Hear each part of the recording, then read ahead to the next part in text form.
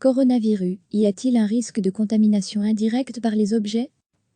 Aliments, lettres, sacs poubelles, paquets, même en confinement, nous continuons de recevoir et de manipuler collectivement des objets.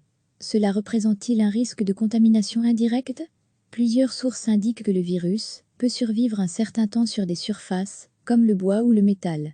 Selon le porte-parole du Centre de crise fédéral Benoît Ramaquet, le risque est considéré comme quasi nul par plusieurs organisations internationales. À lire aussi, coronavirus, combien de temps le virus peut-il survivre dans l'air, sur du carton, du plastique, point d'interrogation même, son de cloche du côté de l'AFSCA, concernant les aliments. À ce jour, les aliments n'ont pas été identifiés comme une source ou une voie probable de transmission du virus, explique l'agence sur son site.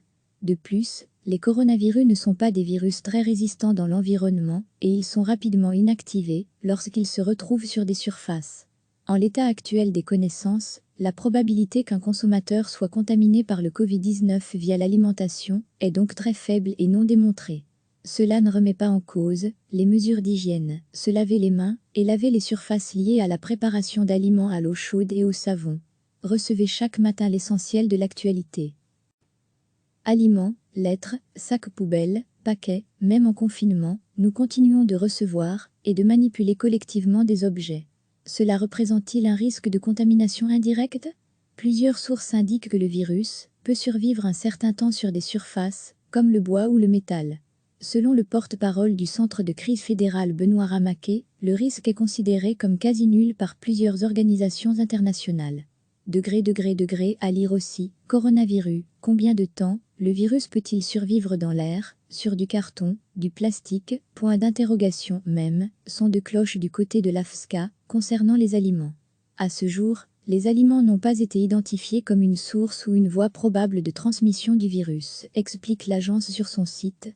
De plus, les coronavirus ne sont pas des virus très résistants dans l'environnement et ils sont rapidement inactivés lorsqu'ils se retrouvent sur des surfaces.